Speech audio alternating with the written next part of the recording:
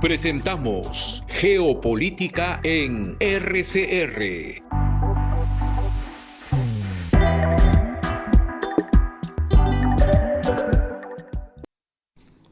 Un nuevo programa, en este caso un programa especial de geopolítica, esta vez con dos invitados muy especiales. Ya conocemos a Sandra Weiss, politóloga, estudió diplomacia, pero ella está realizando una muy notable carrera como periodista especializada en temas ambientales, sociales, principalmente, por lo menos lo que yo más conozco, y en América Latina y en el Perú también. Bienvenida, Sandra, nuevamente. Muchas gracias por aceptar compartir esta parte de tu tiempo, que es muy valioso y están bastante apretados ahí en Puebla. Bienvenido también a Federico Infante Lemke. Federico es psicólogo. A él no le gusta ponerse que tiene un PhD, pero no importa. Yo creo que es más importante lo que uno hace que lo que uno pone. Y tenemos con él una vieja relación de carácter profesional en algunos temas de interés común. Él no es amazónico, pero está vinculado también a algunos temas de curación amazónico con el que trabajan algunos psicólogos.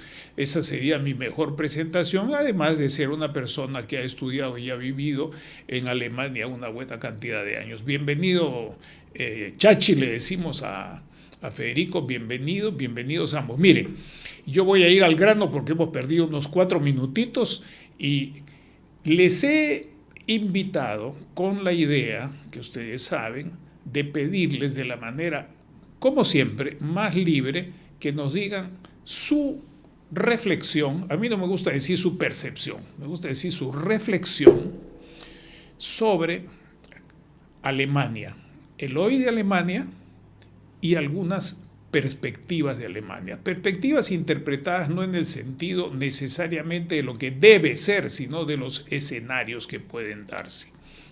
Eso a escoger con toda libertad.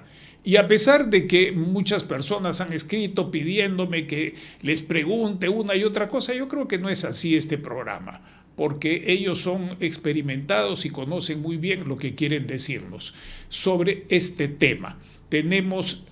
Estamos empezando a las 3:07, vamos a terminar a las 3:55. Empezamos con Sandra. Sandra, un placer y un honor tenerte a ti nuevamente. Nos gustaría escuchar tu primera reflexión, en vivo, en directo y a la vena, como es tu sentido del deber periodístico.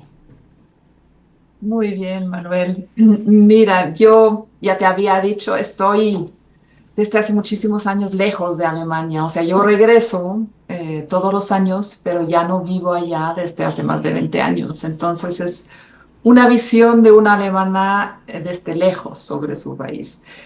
¿Qué te digo? Pues Alemania ha estado en crisis ya por bastantes años. Creo que los alemanes no nos hemos dado cuenta realmente de cómo está cambiando el mundo y desde la pandemia mucho más rápido aún. Y yo creo que todas las recetas que habían funcionado en Alemania ya no están funcionando. Entonces es un país que está buscando, digamos, un nuevo rol, su nuevo destino, su nueva manera de hacer política y de ponerse de acuerdo sobre realmente las prioridades, ¿no? En ese mundo.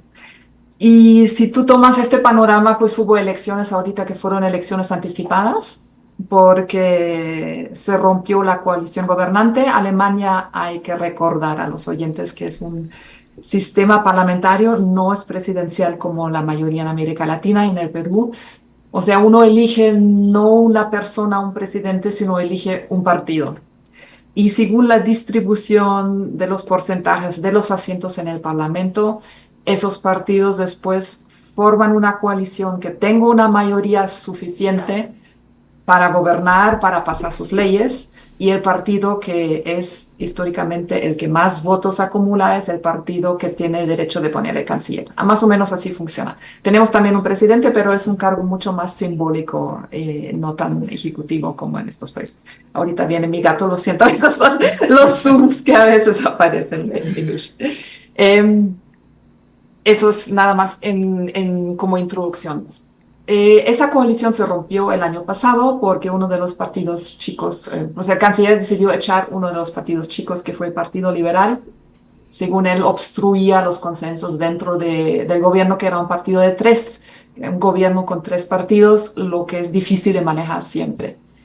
Entonces, por eso hubo elecciones anticipadas el domingo pasado. ¿Qué me llevo yo de esas elecciones? Hubo una participación récord de más del 80%. Eso es muy poco común en Alemania, donde la participación ha estado bajando en las últimas décadas. La gente ya no estaba muy interesada en la política, se dedicaba a otras cosas, les parecía que su voto no contaba. Eso ha cambiado esa vez. Eso es, creo, algo bueno, algo que hay que rescatar. El segundo punto que me pareció interesante también, erraron bastante las encuestas. Algo que no es común en Alemania, porque antes las encuestas atinaban casi siempre al porcentaje. O sea, es una cosa muy curiosa, pero creo que se explica también que el voto y en Alemania también es mucho más volátil y ya no tienes esos lectores fieles que siempre votan toda su vida por el mismo partido. Eso ya no existe. Y también había muchísimos indecisos, mucho más que normalmente. Y yo creo que esos indecisos en el último momento se decidieron por uno o por otro, y eso las respuestas no lo reflejaban. Entonces, eso también es una novedad. Tercero, fue la campaña más sucia que yo tengo recuerdo en Alemania. Antes las campañas en Alemania han sido muy respetuosas, intercambios de ideas, de programas.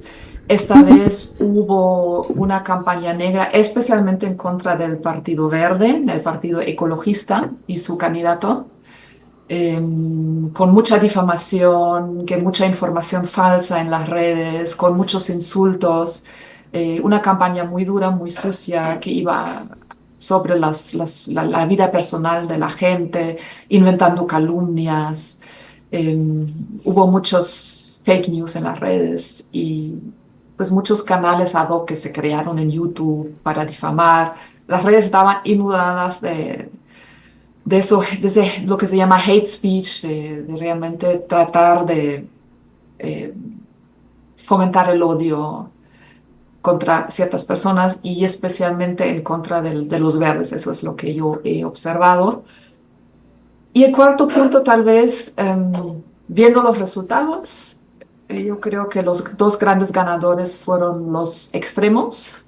El partido de la extrema derecha, que es el Alternative für Deutschland, AfD, y el partido de la izquierda, o sea, que está en el espectro más a la izquierda, en el espectro político, que es Die Linke, la izquierda, que es el partido que permaneció después que es originario de la parte oriental de Alemania, de la RDA, y que fue el partido que se integró al espectro alemán después de la reunificación de las dos alemanas. Fue un partido que originalmente era muy fuerte en la parte oriental. Hoy en día lo más fuerte es la extrema derecha, pero sigue teniendo algunos bastiones, la izquierda también en el oriente. Y lo que fue muy interesante, duplicó su votación igual que la extrema derecha. Pero la izquierda tiene más o menos 8% y la extrema derecha tiene un poco más de 20%. Los dos duplicaron su voto en comparación a las elecciones anteriores. Lo que nos muestra algo que hemos visto en otros países de Europa y también en algunos países aquí en las Américas: se fortalecen los extremos ante un panorama mundial global bastante incierto. Yo creo que con eso lo dejo y ya después discutimos esos puntos. Perfecto, muchas gracias. Entonces el turno de Federico Infante. Te escuchamos, Federico, tienes la palabra. Gracias, Manuel. Eh, bueno, estas elecciones se dan en el contexto de una recesión económica en Alemania, que los analistas económicos alemanes dicen que ha sido la más fuerte desde que se gestó Alemania Federal, después de la Segunda Guerra Mundial. Entonces es una situación nueva para la población alemana el vivir una recesión con estas características, digamos, ¿no? Eso obviamente genera cierto nivel de malestar y y es muy fácil encontrar chivos expiatorios para justificar por qué estamos mal económicamente, ¿no?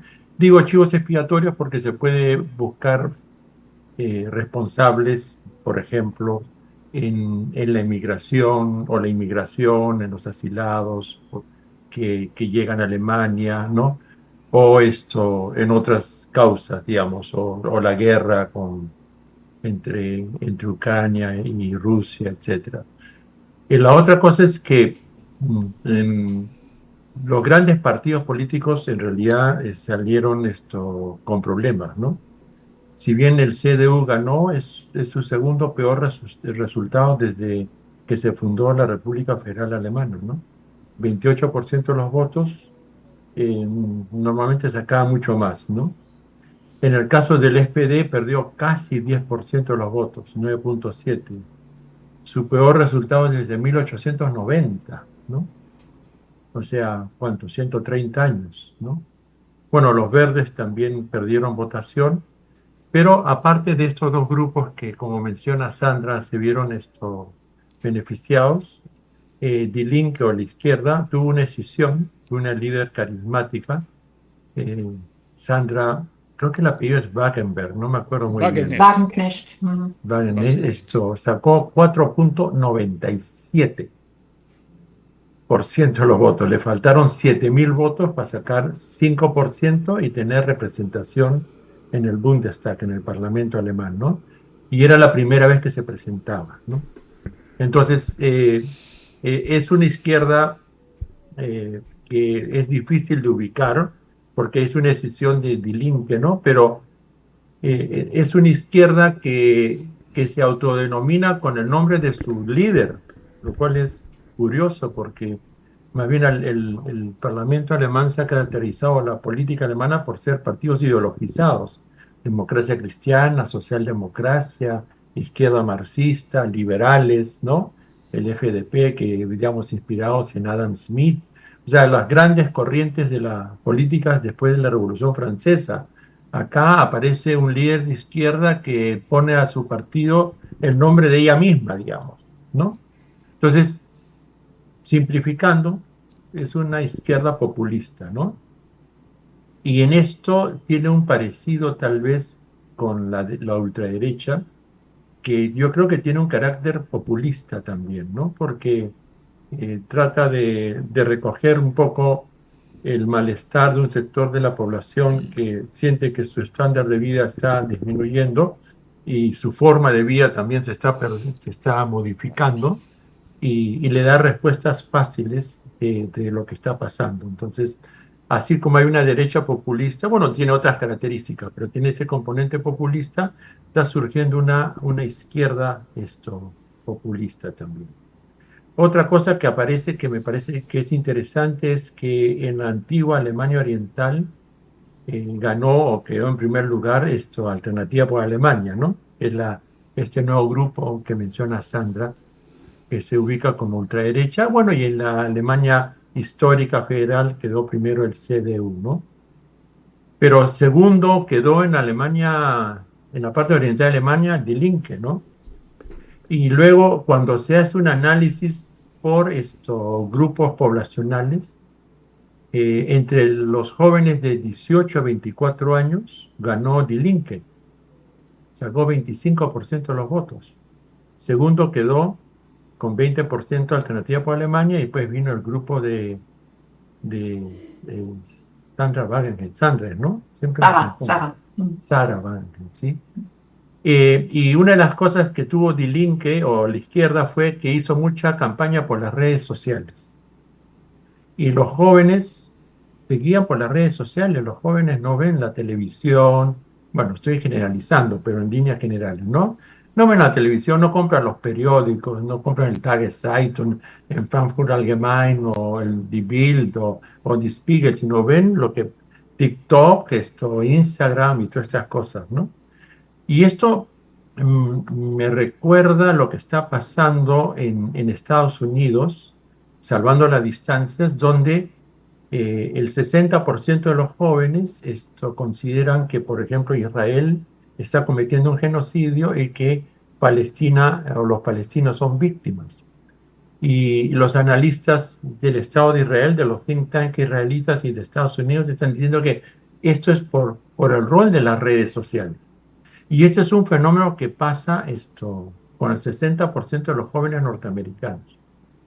Ahora, ¿qué tienen en común esto con Alemania? En realidad tiene que ver con que los jóvenes en Alemania y en Estados Unidos, lo planteo como hipótesis, salen del mainstream, o sea, salen de la ideología más o menos dominante, oficial, y se guían por otros patrones, ¿no?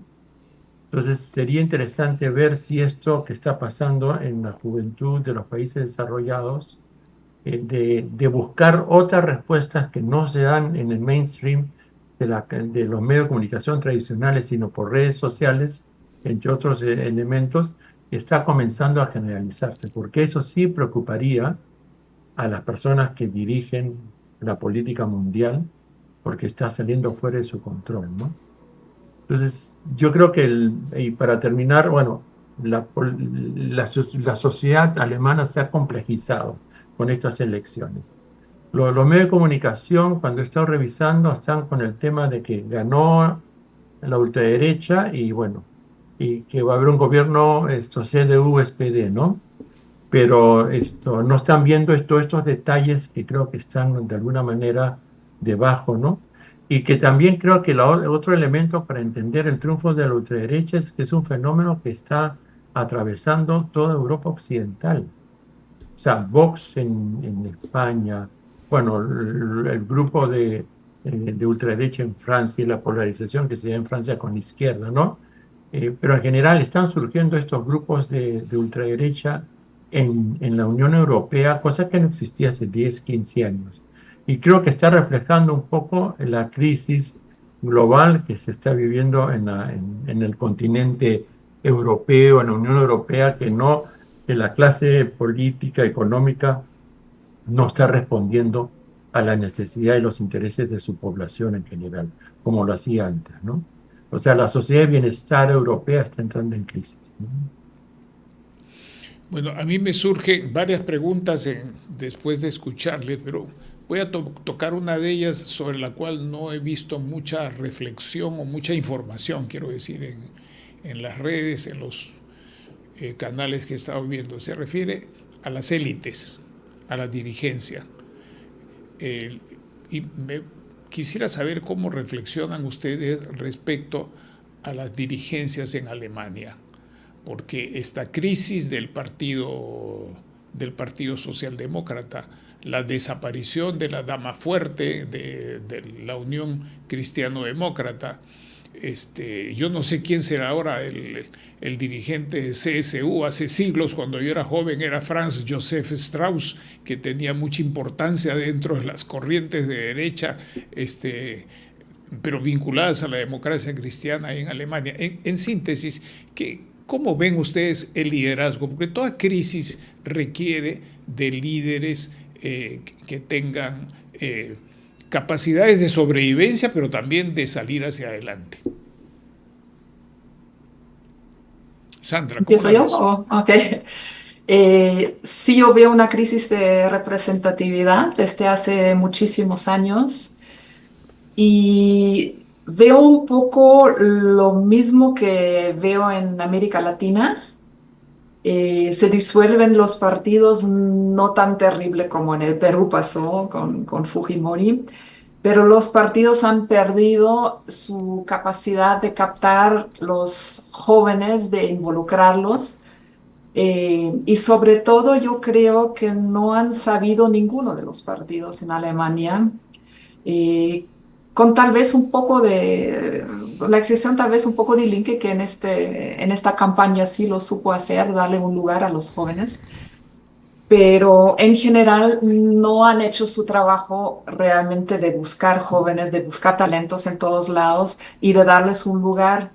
Y yo creo que mucha de la culpa la tiene Angela Merkel. Angela Merkel se ha dedicado todo su reinado a sacarse líderes de encima, que eran líderes que tal vez le contestaban, tenían otras opiniones. Uno de ellos ahorita va a ser probablemente el canciller Friedrich Merz.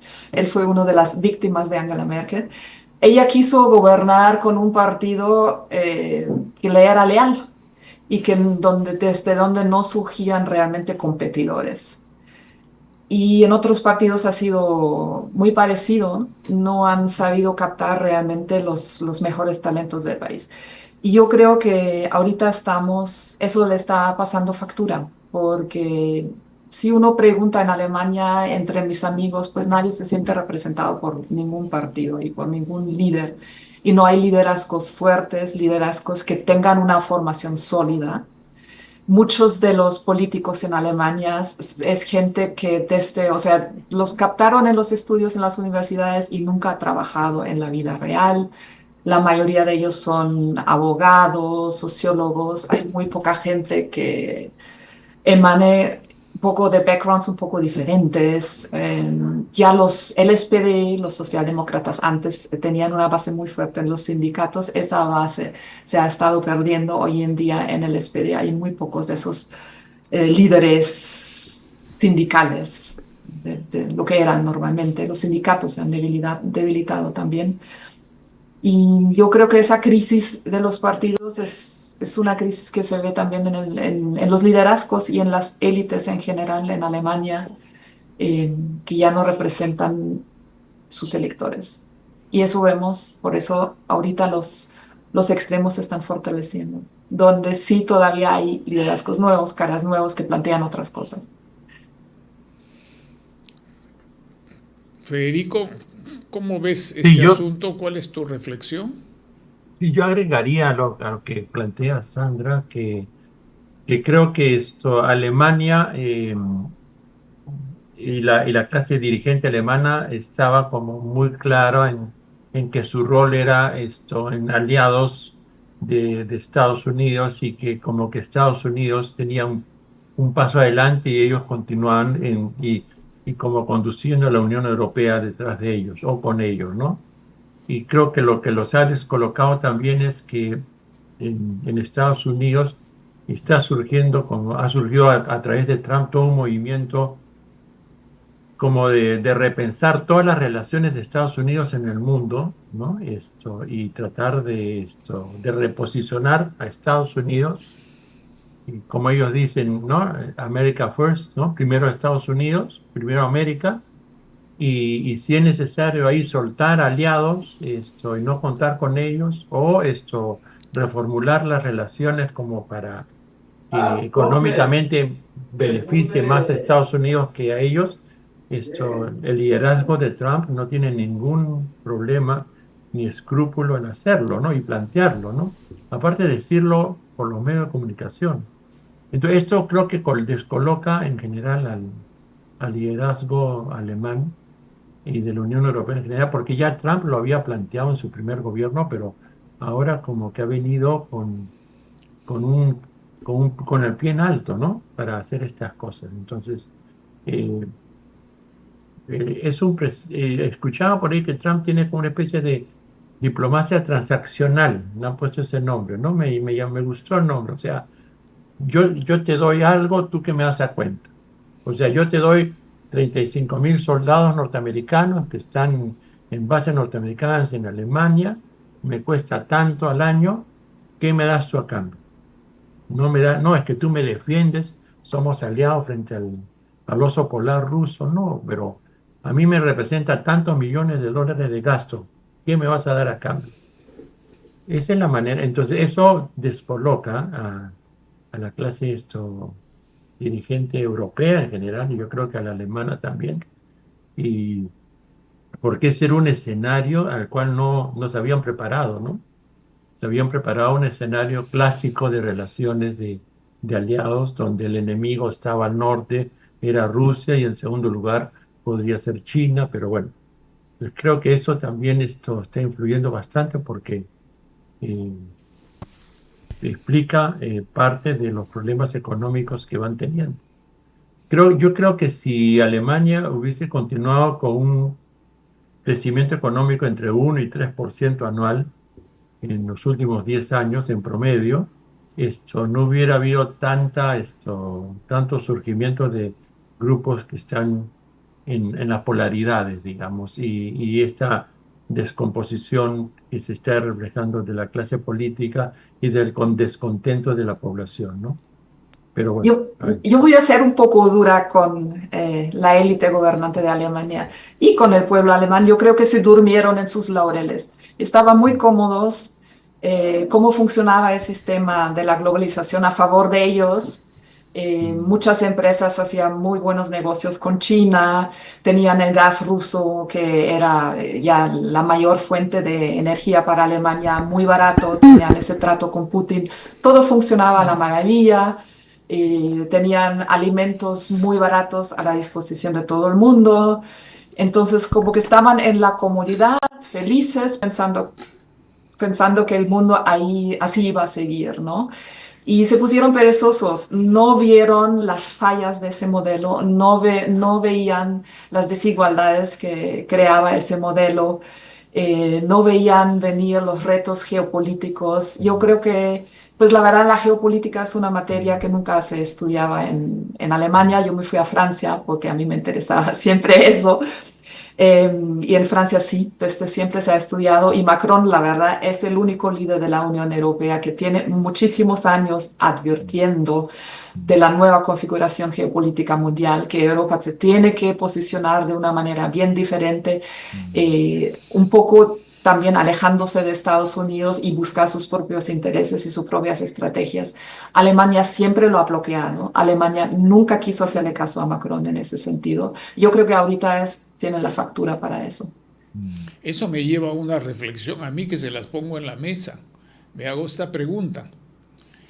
¿Qué va a pesar más ahora en la configuración de la alianza y la agenda o programa que tiene que presentar la propuesta de la alianza en el Parlamento? ¿Qué va a pesar más? ¿Ese factor interno de cómo se resuelven problemas de energía y otros que sería largo enumerar porque se han multiplicado no es que sean nuevos, sino que se han hecho más graves? En una mano está ese peso y en la otra mano está la influencia de Trump. Entonces yo me pregunto, en la propuesta programática para el funcionamiento de una alianza que tenga un mínimo de estabilidad y de efectividad, ¿qué va a pesar más? ¿La influencia de Trump o las demandas internas y la compleja relación con Europa, como ya ustedes han estado mencionando? Me hago esa pregunta. ¿Qué les Federico, parece? a ver, empieza tú. sí, lo que pasa es que es un escenario, Manuel, yo creo que donde hay mucha incertidumbre, ¿no? O sea, porque además si bien Trump tiene unas características que ya se van viendo, también es un personaje un poco impredecible. Entonces, digamos que es difícil ver exactamente cómo se van a llevar a cabo las relaciones entre Alemania y Estados Unidos en general. Pero obviamente Alemania tiene que resolver lo que tú mencionabas, el tema energético. O sea, si el gasoducto con Rusia hubiese continuado, no lo hubiesen, no sé si bombardeado, o sea, hubo un acto terrorista ahí, no se dice quién lo hizo, pero se destruyó ese gasoducto, lo más probable es que no hubiese entrado en un proceso de recesión. Hubiese tenido crecimiento de 0.3, 0.4, 0.5 tal vez, pero no recesión. 2 años de recesión. Entonces, el tema de la energía es clave. O sea, Alemania no puede estar comprando gas caro a Estados Unidos cuando tiene gas barato al costado con Rusia, ¿no? O petróleo caro a través de refinerías de la India cuando tiene, que no es petróleo de la India, dicho sea de paso, sino parece ser que es petróleo ruso que llega por esos canales cuando tiene al frente a Rusia. Entonces, ahí tiene un tema que tiene que resolver. Cómo establecer una relación con Rusia armónica para los próximos 30, 40 años, porque las economías rusa y alemana son complementarias, ¿no? Pero claro, si ven a Rusia como el enemigo que en cualquier momento va a invadir Europa Occidental, entonces sobre esas bases no hay la posibilidad de establecer relaciones óptimas, ¿no? Pero ahí, por ejemplo, los rusos son muy pragmáticos. Ya Putin le dijo como ha entendido Putin de que Trump tiene esta diplomacia transaccional, ya le ha dicho a Trump, bueno, en la zona que va a pasar a ser parte de Rusia, de Ucrania, la extracción de las tierras raras la hacemos de manera conjunta, Estados Unidos y Rusia. Empresas norteamericanas en joint venture con empresas rusas. Bueno, se supone que Rusia es el enemigo, ¿no? Pero como Trump ve todo negocio y la parte económica y que eso va a significar ingresos para Estados Unidos y va a significar que el déficit fiscal va a disminuir, de repente acepta. Pero en todo caso, detrás de Putin está esa lógica. Entonces, hay un pragmatismo en la clase política china, rusa y norteamericana que no se está viendo en la clase política europea y particularmente alemana. Creo que los temas ideológicos se convierten en rigideces y en dificultades para plantearse posibilidades diferentes en un mundo tan cambiante y tan movido como el que estamos viviendo. Sandra. Bueno, sí, son muchas cosas. La formación de la coalición yo creo que se va a hacer alrededor de temas de política interna. Hay temas muy urgentes de resolver. Eh, yo creo que la migración es uno de los temas que ha sido uno de los temas principales de esa campaña y la población está esperando respuestas. La política migratoria de Alemania no está funcionando. Se necesitan nuevas ideas, nuevas formas de implementarla. Y ahorita, pues yo creo que esa coalición que está negociando la socialdemocracia con los demócratas cristianos, pues ojalá encuentren un camino, porque yo creo que eso es muy importante para frenar un poco el auge de la extrema derecha, que eso es casi su único tema sobre el que están haciendo campaña. Este es el chivo expiatorio que dicen que tiene la culpa de todo. Es muchísimo más complejo, todos lo sabemos, pero han tenido éxito con ese discurso, con esa narrativa, y yo creo que el gobierno necesita presentar soluciones para este problema. Alemania necesita migración, pero necesita una migración controlada, una migración de calidad, y yo creo que pues ojalá logren cambiar, reformar ese sistema migratorio. El otro tema es la economía, que ya dijo Federico que tenemos 3 años en recesión. Eso está pesando sobre todo ahorita. Alemania tiene un sistema social bastante fuerte, entonces para la gente pues hay como redes de seguridad, no están cayendo en la pobreza, pero la gente está notando que pierde su capacidad de adquisición, que está descendiendo, digamos, de una clase media alta a una clase media baja. Hay una gran angustia sobre qué va a pasar. Yo creo que el tema económico también pesa mucho y tienen que hacer muchas reformas en el ámbito económico para para ayudar a la economía de volver a crecer. Yo creo que esos son los dos puntos principales, dos retos principales que va a tener esa coalición. El tema Trump está en el trasfondo de todo. Yo creo que está en el trasfondo de todas las decisiones que se toman en todo el mundo, porque él ha cambiado totalmente la ecuación y la geopolítica mundial.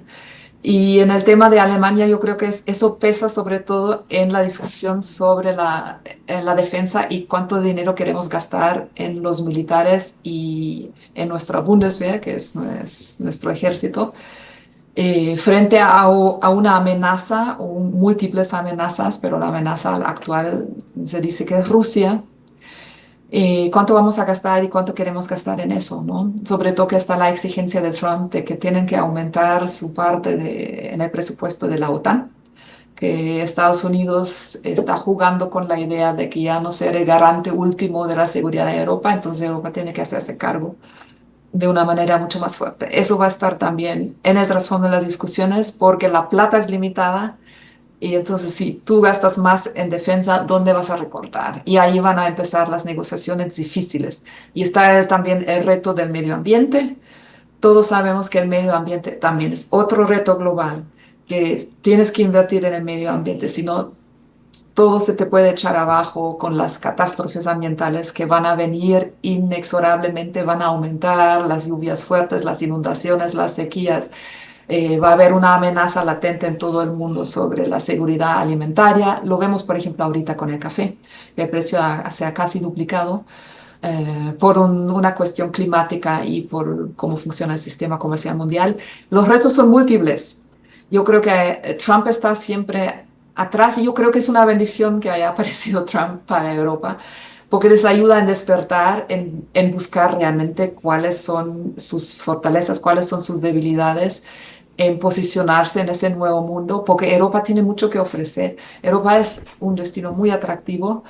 Yo creo que no se tienen que esconder detrás de los Estados Unidos, y a medida que Estados Unidos se vuelve un socio mucho menos predecible, un socio mucho menos amigable, mucho menos atractivo, yo creo que se pueden crear nuevas alianzas y Europa puede ofrecer muchas cosas al mundo. Le puede ofrecer Estado de Derecho, democracia, seguridad jurídica, calidad de vida, un modelo diferente a Estados Unidos, y ojalá tomen ese reto y construyan algo positivo para el mundo. Es una muy interesante reflexión. Hay un aspecto que ha sido oscurecido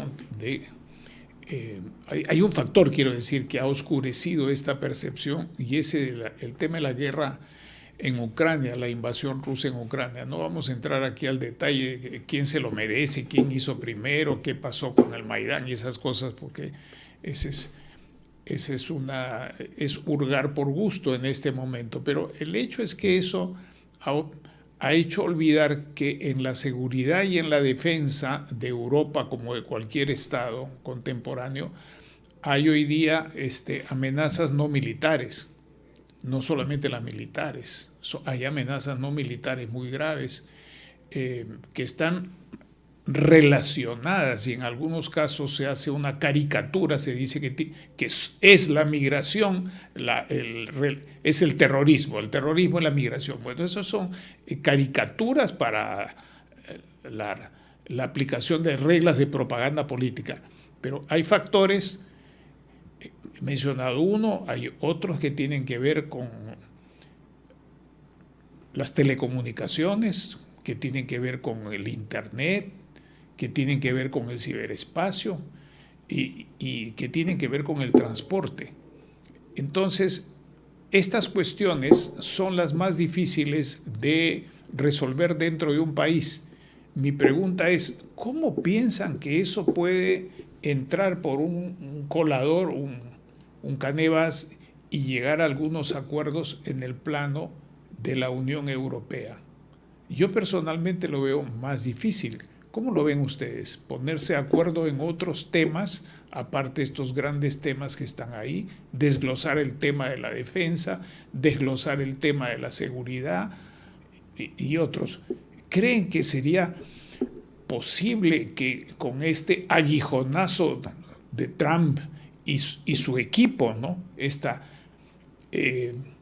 mega oligarquía cósmica que está gobernando hoy día con él, que es eso, además es evidente, no tenemos que interpretar nada ahí, con todos esos factores, ¿cómo creen que puede llegarse a un acuerdo a escala de la Unión Europea?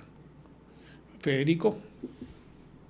Mira, yo creo que cuando pensamos en los avances científicos y tecnológicos que se están dando, al menos lo que se ven por los medios de comunicación, hay una pelea entre China y Estados Unidos, y Europa está relegada, ¿no? Creo que la Unión Europea aprobó un monto importante, creo que 500.000 millones de euros de inversión en ciencia y tecnología, pero creo que ahí Alemania tendría que, porque es el país líder, tendría que tomar como la sartén por el mango y hacer una inversión fuerte en lo que es computación cuántica, en lo que es inteligencia artificial, y todas estas líneas que tienen que ver con el nuevo panorama de lo que va a marcar el mundo de acá en adelante, ¿no? Entonces, y ahí asumir el liderazgo en la Unión Europea para que eso se lleve adelante, ¿no? Porque en realidad cuando uno revisa las noticias en los medios de comunicación, las novedades no están viniendo de Europa ni de Alemania, sino están viniendo pues de China, de Estados Unidos. Entonces, por ejemplo, una de las áreas líderes de Alemania, que es la industria automotriz, que es su principal fuente de ingresos por exportación, está quedando descolocada por los famosos carros eléctricos chinos, ¿no? Entonces, ahí el Estado tendría que jugar un rol importante, ¿no? Otro tema bueno, Sandra mencionó todos los temas centrales, ¿no? Pero yo quería detenerme en el tema de la migración, ¿no? Se habla de que Alemania necesita 400.000 nuevos profesionales que vengan a trabajar a Alemania por año y que no se están cubriendo, porque por un tema demográfico no tienen suficientes profesionales para cubrir plazas, ¿no? Entonces ahí debería haber, como dice Sandra, una política selectiva para captar esos profesionales, cosas que no se está haciendo, ¿no? Yo creo que el tema de los refugiados y los asilados políticos va a ir disminuyendo porque llegaron muchos asilados de Ucrania, de Siria, de Irak, de Afganistán, de Libia, porque eran lugares donde había mucha crisis por las guerras que vivían internas, las guerras civiles, etcétera. Pero todos esos lugares ya se han ido como pacificando. Incluso se habla que en el caso de Siria podría haber mucha población que está en Europa, en Turquía, que estaría interesada en regresar. El asunto es cómo te relacionas con la población asilada y que está refugiada dentro de Alemania. Entonces, el modelo alemán no está funcionando para integrar esa población que muchas veces es de religión musulmana, muy autorreferencial. Entonces, recibe muchas ayudas, pero pasan los años y uno se encuentra con esas personas y ni siquiera han aprendido alemán, ¿no? O no han aprendido un oficio para integrarse al modelo económico alemán, o lo que han aprendido que traen sus países no lo han desarrollado o legalizado para que puedan ejercer su profesión. Entonces terminan siendo como población como que viviera como en guetos, ¿no? Y la población alemana que está pasando por problemas económicos, simplifica la realidad, pero eso lo hacen todos, en todos los países. Dice, el gobierno está gastando tanto con estas personas que no se integran, que más bien se quejan, rechazan, y nosotros que estamos pasando por problemas económicos no recibimos esas ayudas, esos soportes que necesitaríamos, ¿no? Entonces, creo que si bien no va a aumentar, mi hipótesis es que no va a aumentar la población de refugiados, salvo los que vengan de Ucrania tal vez, pero salvo que surja un nuevo conflicto en algún lugar del mundo que lleve a que la población migre, ¿no? Buscando refugio. Creo que el problema es cómo logran que esa población se integre, ¿no? Estamos hablando de más o menos 2 a 3 millones de asilados y refugiados que necesitan integrarse a la sociedad. Y si no, darles los mecanismos para que puedan regresar a sus países e integrarse otra vez a sus países, ¿no? Hay otro tema que nos quedan pocos minutos. Me gustaría que Sandra, si tiene algo más que alguna otra reflexión que compartir, que lo haga ahora, porque yo tengo otro tema distinto y no quisiera interrumpir este asunto que se está conversando en este momento. Sandra. Nada más dos cositas, chicos. O sea, la Unión Europea sí creo que tiene un programa y una visión interesante de una política industrial, que es el Green Deal, que se presentó después de la pandemia, o sea, un crecimiento más ecológico, más sustentable. Creo que eso que hay que fortalecerlo con políticas de nearshoring, reshoring, igual que lo hace en Estados Unidos. Creo que eso es muy importante porque por ahorita dependen demasiado de importaciones de muchos componentes de Asia y de China, más que nada. Entonces yo creo que tienen que tener esa geopolítica en mente. El segundo es, Europa siempre funciona cuando funciona el eje entre Francia y Alemania. Ese eje no ha estado funcionando en los últimos 3 años, no hubo química, no hubo una visión compartida entre Macron y Scholz. Hoy hay una nueva posibilidad con un nuevo gobierno en Alemania. y pues ojalá funcione, aunque también no se sabe cuánto tiempo más va a estar Macron, porque también está en una crisis, puede Sí. surgir la extrema derecha en Francia, entonces urgen las cosas, pero hay una oportunidad, ojalá se tome. Bueno, hay un tema que varias personas me han insistido, me dicen, pregúntales a tus amigos cómo es el nazismo en Alemania que está afincado en Alternativa por Alemania. La información que hay es que desde el punto de vista de las redes y de la prensa grande, Alternativa por Alemania es extrema derecha y extrema derecha es nazismo. O sea, hay elementos nazis ahí. Pero esta Alternativa por Alemania también tiene otros partners, por así decirlo, en otros estados. Un poco más de un tercio de los estados de la Unión Europea hay importantes movimientos de derecha o de ultraderecha.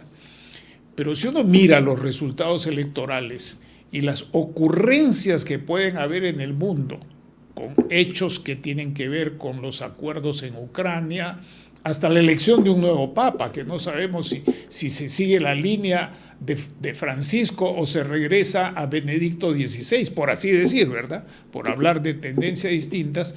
Y muchos me dicen, pero sí, Alternativa por Alemania también surge de parte de la democracia cristiana, parte de la CDU se fueron a formar y otros también formaron eso.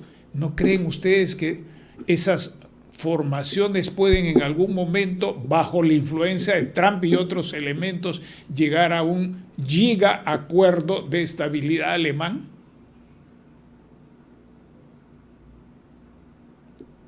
Difícil.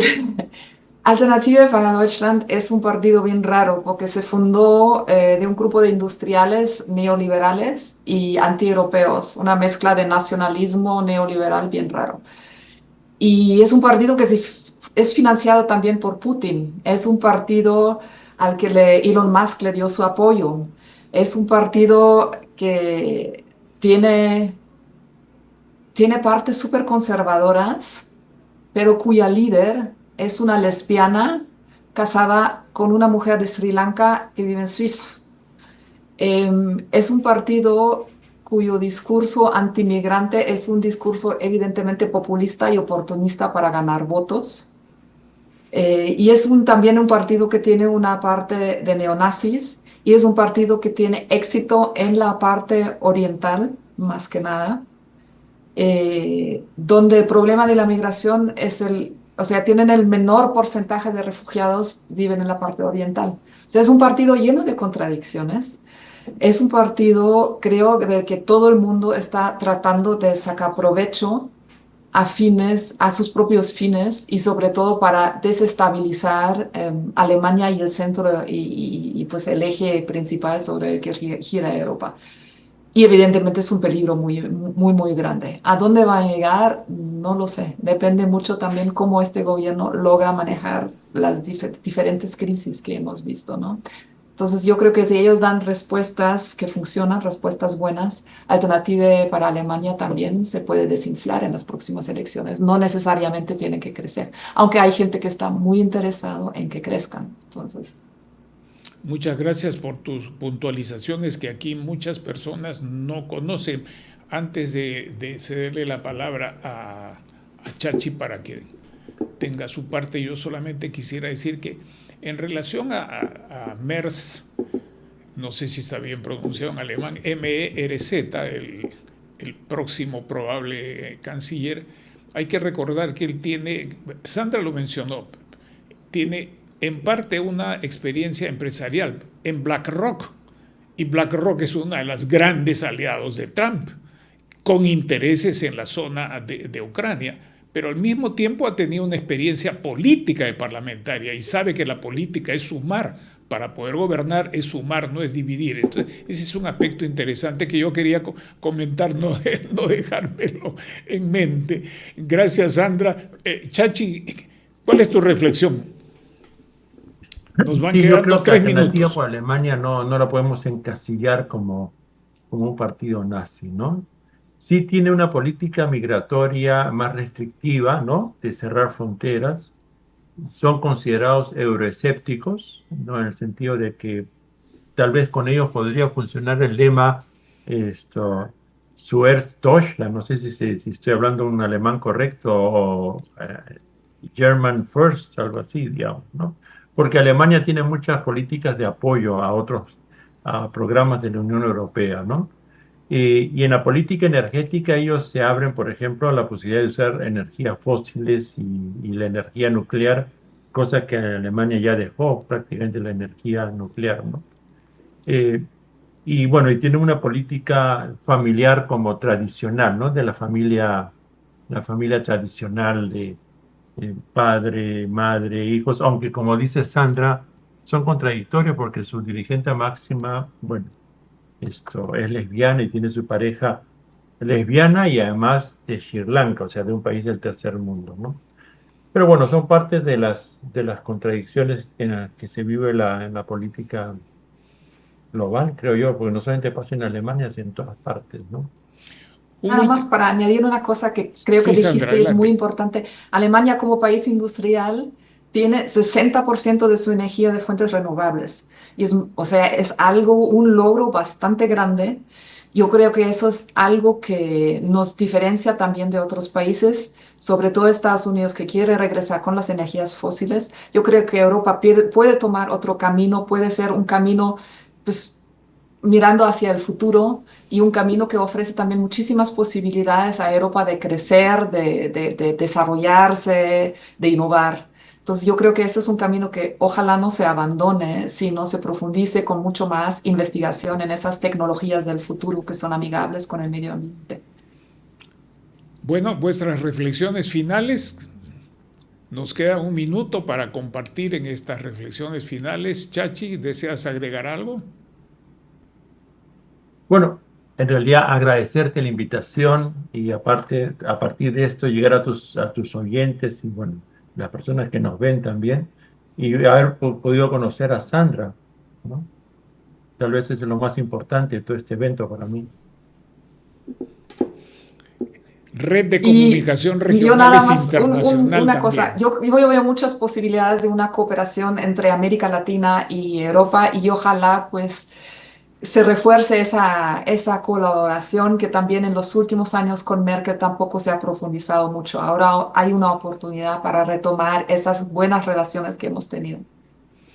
Efectivamente, creo que los tres compartimos eso y hay que hacer un esfuerzo muy grande de carácter geopolítico y estratégico, sin descuidar los aspectos técnicos sin los cuales uno se queda en el aire simplemente, ¿no? Pero lo importante es tener en cuenta qué objetivos, guión, resultados son los que se quiere tener, a qué costo, cómo se programa o se estima la escalada o la sucesión de las decisiones, y eso en cuanto a América Latina efectivamente tenemos varias posibilidades.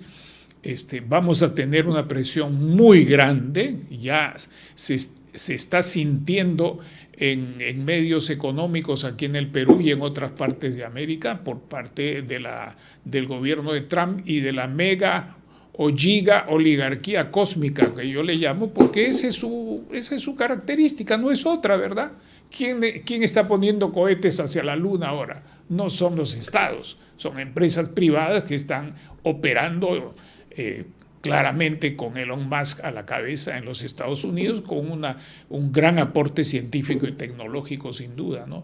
Entonces ahí tenemos posibilidades de poder relacionarse con un socio complejo de los Estados Unidos, pero no con un enemigo de los Estados Unidos. Y ese es un factor muy importante para América Latina que ustedes han subrayado bien. Muchas gracias, Sandra, muchas gracias, Federico, por esta contribución. Hemos tocado unos 3 temas que esclarecen cuestiones que mucha gente las toma de una manera absolutamente simplificada. Muchísimas gracias por su contribución. Hasta una próxima oportunidad. Adiós. Hemos presentado Geopolítica en RCR